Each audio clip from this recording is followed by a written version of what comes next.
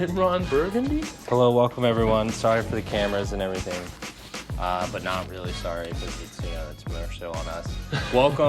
Welcome. I'm Dan, that's also Dan. The reason for the cameras and the lights and all that is we want to record all these things so that we can make them available online for people that haven't been able to make it, so that we can make some cool different videos and content and stuff like that. So bear with us on that in the next 10 to 12 minutes, depending on how we're able to talk through this.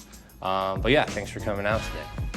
So this meeting is just kind of everything that we've learned in kind of like the last 2 years, the best tools, tricks, things that we can kind of think that will allow us to do a lot more this next year, obviously with your guys' help in doing a lot of different projects.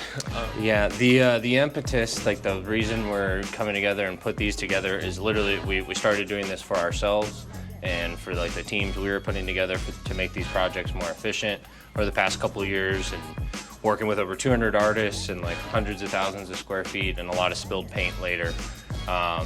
We have this, that we've put these together to make everyone's lives a little bit easier to focus on the fun part of painting, that kind of thing. So these are what we are calling the 10 smartest commandments, and whether you might be anti-religious, religious, maybe not, commandments, rules, whatever, we're not here telling them what to do or how do they live their lives, but these are just kind of 10 guideposts that we want to go over today. Starting with Strategize. Obviously it's a little acronym here. If you can, SMARTIST with 2 exclamation points, because that's how smart we want to be as artists. And 10, there's only 8 letters in SMARTIST, so we had to add 2 there to make it 10. So we have Strategize, Mask, Awareness, Roundup, The Sketch, Initiate, Stamp of Approval, Trash, Remember Your Work, and Reflection. So we're going to talk about those 10 and being a smartist today. Dan's the smartest, yeah. I'm not the smartest at all. So what we're going to start here is with Strategize. So kind of as you get to the project is kind of what should be going through your mind as you see the space, as you're walking in, and kind of getting all of these like 10 commandments started, right? Like when you get there, the first thing you should do is kind of take the full space in, look at it, say like, okay, well, what's other people doing? What's the scope? What's the scale? Who's in charge? That kind of thing. The first thing, it's just like the basic principle of going into any project, just coming in with a strategy, understanding if you have 2 days to work on something, don't pick a 30-foot wall.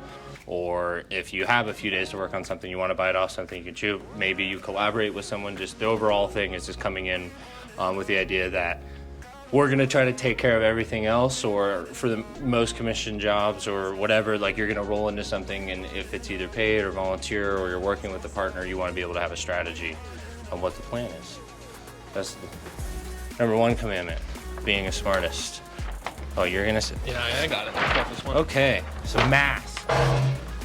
Prepped properly from top to bottom. So mask in the sense of, think of wearing a mask like you're trying to cover up everything you don't want paint on. And that's also the art of just masking in general. And so in our projects, we try, or at least it should be prepped by the time most people get there, but sometimes if there's a wall that you want to pick out that's not prepped, or that you have the opportunity to paint something else or a space, it's always good. We try to have all the materials there, and it's good to just know the basics when it comes to, when we say top to bottom, understanding the ceiling. We wanted to point this out earlier. This is a perfect example of not good prep, and what happened here when we didn't finish pulling the tape and painting up here and taping this off to be able to tape that. So that's an example where we did not follow this commandment, unfortunately. So, but mask is a really important one, because being able to pull all that away, which we'll get to later,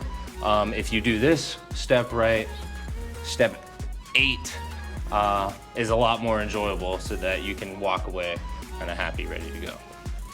Mask. Top to bottom, top, mid, Lots of double checking that the tape is right there. The third one is awareness. And so this one comes in a lot to situations, I guess. So the idea behind the awareness is like when you get there, understanding, okay, if there's scrap cans left here, what is my goal? What is the design? What am I trying to get towards? How can I best use the materials that are here, and how can I utilize those in the best way forward? So that means is if you have like a lot of gray to put on a wall, ask if we have like gray bucket paint instead of like wasting 2 cans and then fumigating the whole place to where people are like, oh, it smells, or if you don't have a mask, those kinds of things. So situational awareness is huge. In this, I would also kind of put that idea of like, if you look around, you'll see a lot of exit signs, you'll see a lot of motion detectors. Looking at those things and incorporating those into your art pieces, or looking in like ways that you can have those be additives instead of things that are just stuck in the middle of your piece. Those kinds of awareness and that kind of buildup, I think, helps out a lot when you're trying to do a full project and get the full appeal of what you're trying to get across. Yeah, I think that's it. Anything else to add to that one? Yeah, just knowing about like your background, if you want it buff, like what color, coming into an idea with that, like if you want to do a certain word, understanding if you're getting a wall, filling that whole wall and being able to walk away from like an actual completed piece, so it looks like that's like a complete segment. If you're painting on metal and oil, make sure you know the kinds of paint Don't to be spray using. acrylic spray paint on oil paint on top of metal. There will be a chemical reaction which requires you to sand off the oil paint and repaint it. Awareness. So, That was this week's thing. so the next one here we have Roundup. This one's pretty, this is my favorite one. So one of the things that Daniel and I have from day one prided ourselves on is trying to having the paint, like having it as turnkey as possible, having the paint there. And whether it's a commission project, and again, a community project, this little guy's trying to hold on there. But just having the paint there. So once you have that awareness, that idea, you have your strategy, is just recognizing, okay, what supplies do I have to this? To Daniel's point, what scrap cans can I get and pull together? What scaffolding, ladders, things of that nature, what supplies do I need to get this job done in the time that I have allotted? So again, if I have 2 days to do it, the whole weekend to do it, maybe I can collaborate on this. So get the supplies together. And again, to Daniel's point, like use a roller bucket for black paint if you're gonna have like a galaxy, and then throw some other stuff on there. And again, I also want to make the point that while these would be helpful at our projects and other commission projects, I think just in general, knowing these things can help you make the buck go a little bit further as an artist, being able to, pricing point on different paint items, that kind of thing. Roundup. So all of that kind of stuff, right, is beforehand. That's the idea. And it's kind of crazy that you literally have, 4 of them, almost 5 of your commandments are literally before you even get to start doing the fun part of what you want to do. We like to think that's a lot of what we provide in some of the projects that we do, and why they're so beneficial for you guys, because you can focus on the last 5, which are really like fine-tuning the skills, because all of this stuff is mundane manual labor work almost, and there's a lot of different things that I would like to think that we provide that gets us just straight here to the sketch, which is the fun part. So that being said, the sketch is super important. Chalk will be your best friend in all of this if you want to start with something that is obviously wash awayable, or if you really don't like it, it's a much less permanent one. To saying that, if you work in big mural spaces like that, obviously sketching with a can is a lot faster and more definitive, and so to that point, I would say is always sketch usually lightest to darkest, so make sure that your sketch color obviously is going to get covered easily, but that you can actually still see it for what you're trying to do. And then that way you almost use your sketch to be used in the final product of the piece if you want it to. Otherwise, you can use it for highlights, those kinds of things. The sketch is the most important part though, because as of recent, make sure you just spell the things correctly the first time. Like when you get to this step, sketch it out, go and ask them, and be like, ask 3 people, Google it. It's funny, like Saeed's in here, there was one that like it was 2 weeks it went by, no one noticed that it was spelled wrong, and then someone's like fiance or husband or something was like, hey.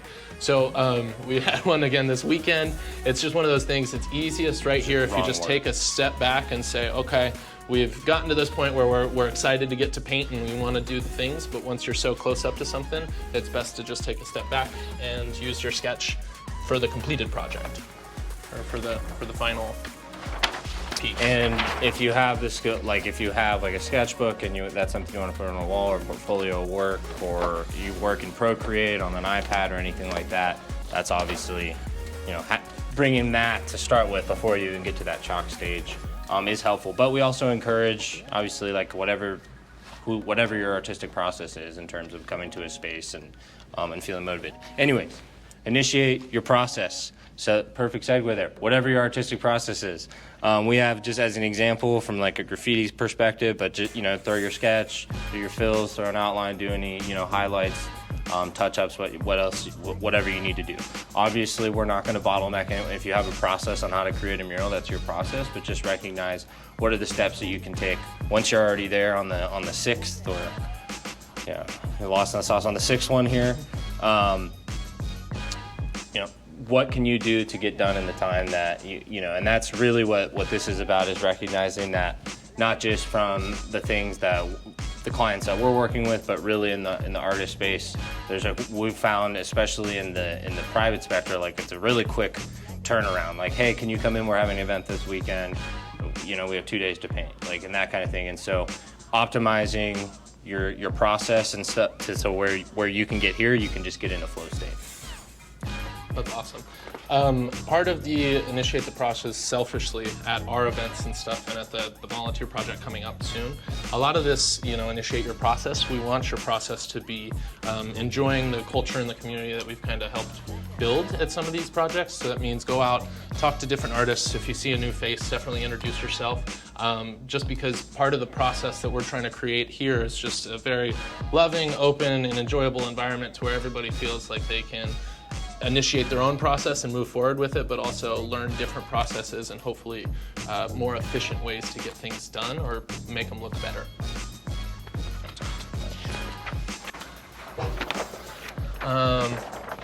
So after you've gone through your process, right, unfortunately there is the process of, once you're in a project, getting the stamp of approval on whoever your project manager is, or whoever the lead is, yada yada. This is often a lot easier if the sketch is along the lines of what people think the idea of it's going to look like. So as long as your sketch looks like exactly, you know, this step should be very simple. It should just go right through and should be, hey, looks great. And then we can get into the next ones. With our projects and stuff, it's a little different just because, you know, Dan and I, we love everything that you guys do. We'll never say. We just always have to go and get things cleared, usually by a principal that sometimes are a little specific.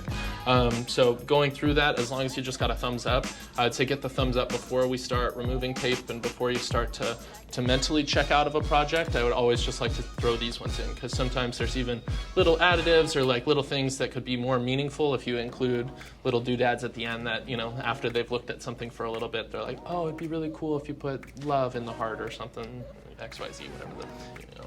Or the principals might find a spelling error. So that's a fun one. But the uniqueness of our clientele in terms of both the education inspector and like municipalities, rec centers, like stuff like that, there's always that element of the stamp of approval.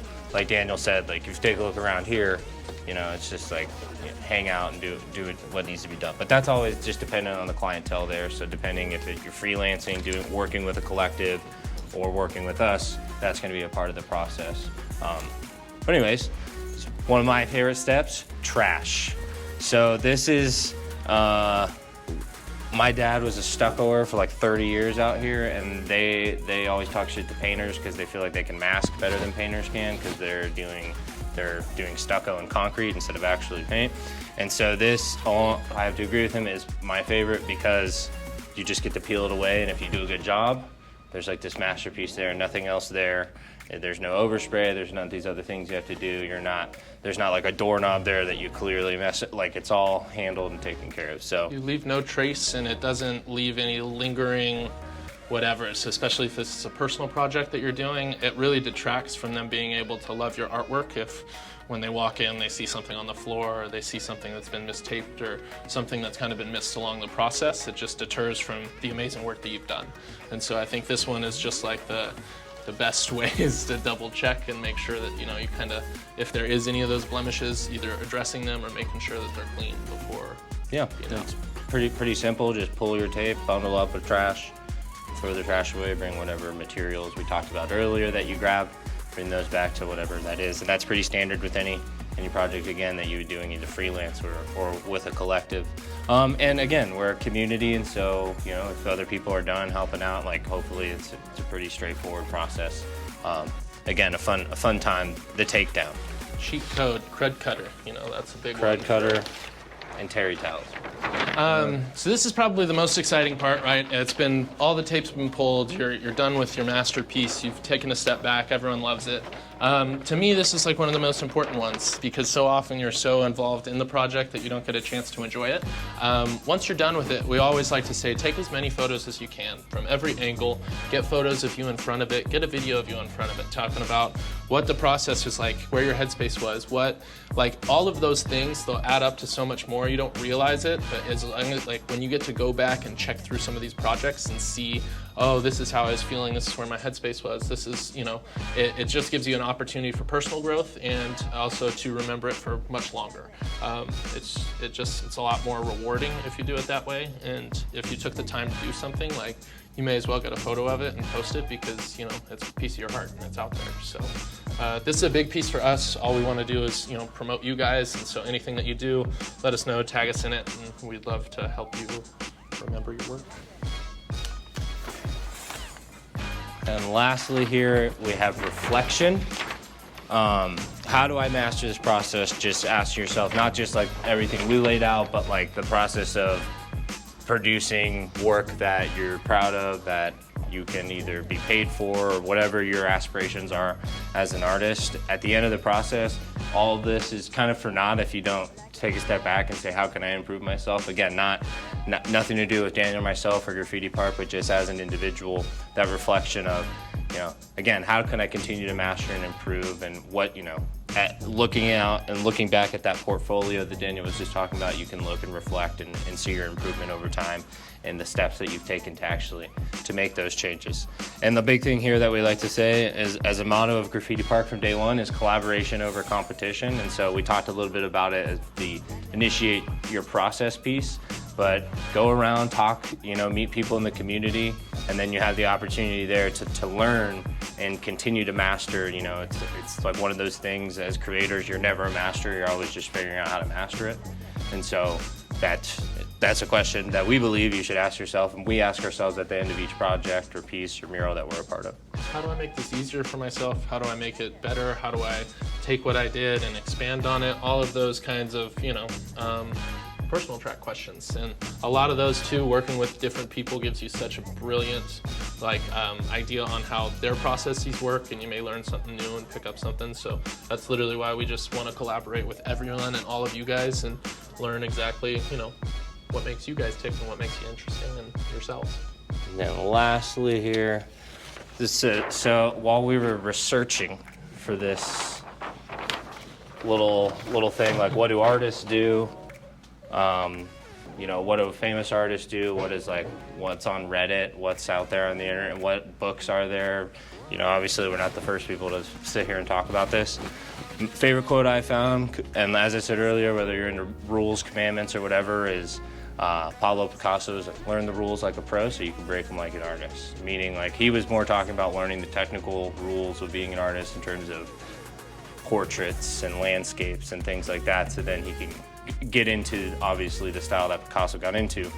But for something like this, the way we took this is, like, if you can do all this other stuff, make it look, you can focus on the fun part of being an artist and breaking the rules there on your space, because the rest of it's taken care of. So, thank you guys, and that was way longer than 12 minutes. Yeah, how we do? Yeah.